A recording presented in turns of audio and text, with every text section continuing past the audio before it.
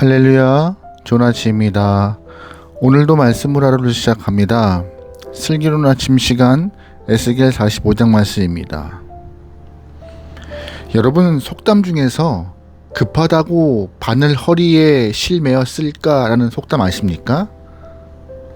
처음 들어보시는 분도 있을 것 같은데, 그죠? 이 속담의 뜻은 급할수록 절차와 순서를 지켜서 일해야 한다는 뜻을 갖고 있는 속담입니다. 급하다고 바늘 허리에 실매어 쓸까라는 이 속담이요. 조상들의 지혜가 묻어있는 속담이죠. 살다 보면 급한 일 만날 때가 많이 있습니다. 한두 번이 아니죠.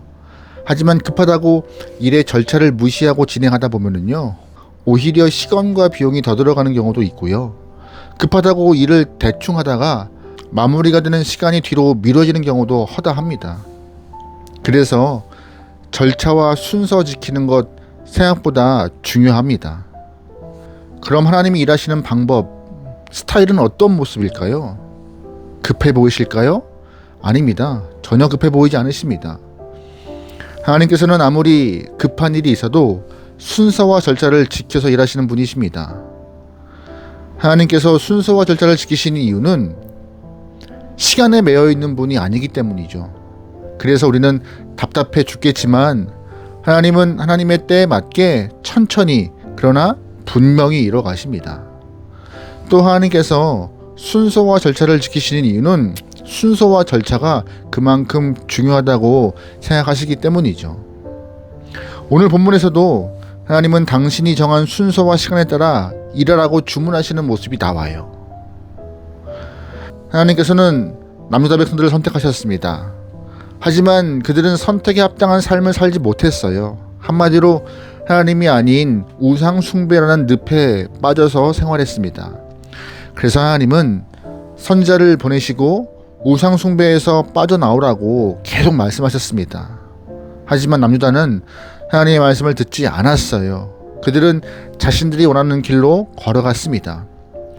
우상 숭배하지 말고 돌아오라는 말씀을 무시한 남유다를 향하여 하나님은 심판을 계획하시고 그 심판의 계획을 남유다에게 말씀하셨지만 그래도 그들은 듣지 않았습니다. 결국 하나님은 바벨론을 몽둥이 삼아 남유다를 징계하셨고 남유다는 70년 동안 포로 생활을 통하여서 자신들의 죄를 깨닫기 시작했습니다.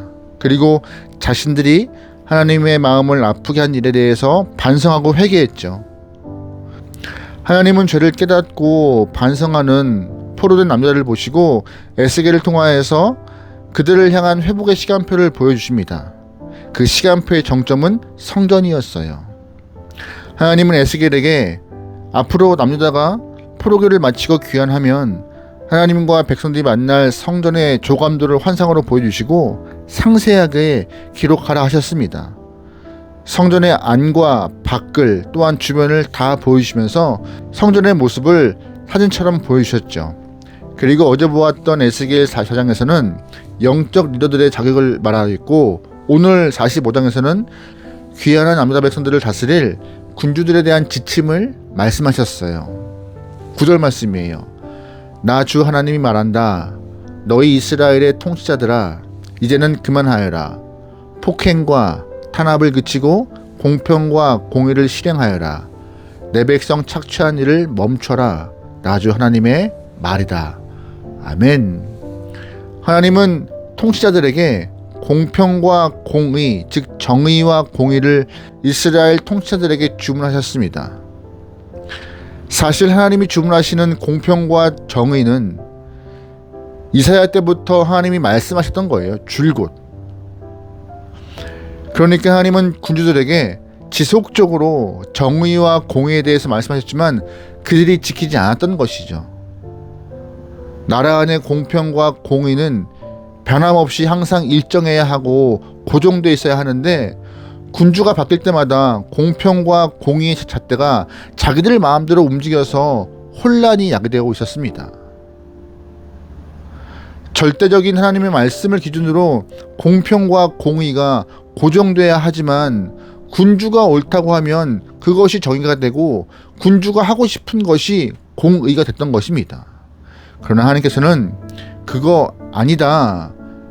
정의와 공의의 기준이 분명해야 한다. 어떤 기준을 통하여서요? 그 기준은 바로 하나님의 말씀이었고 율법이었습니다.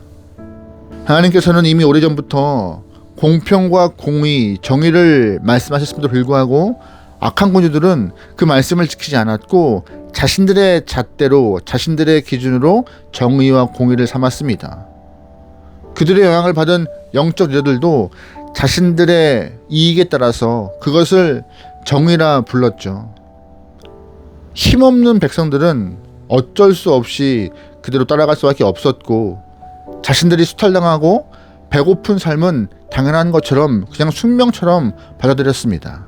그래서 하나님은 바벨론 포로기가 끝나고 새롭게 세워질 세상, 새롭게 세워질 성전에서는 나라의 군주들이 하나님의 말씀을 기준으로 정의와 공의와 공평을 세워야 한다라고 정확히 말씀하셨어요. 그 예가 무엇일까요? 10절 말씀입니다. 너희는 정확한 저울과 정확한 에바와 정확한 밭을 써라. 아멘. 나라의 통치자들은 지금까지 공정하지 않은 저울로 백성들을 수탈했습니다. 그러나 바벨론 포로기 이후 새롭게 세워질 나라에서는 공정한 저울을 사용해야 한다라고 하나님은 정확히 명시하셨죠. 나라의 통치자들이 정직해야 백성들의 삶이 행복하고 평안할 수 있습니다. 백성들의 창고가 가득 찰 것이고 하나님을 기쁘게 하는 예배가 시작될 것이에요.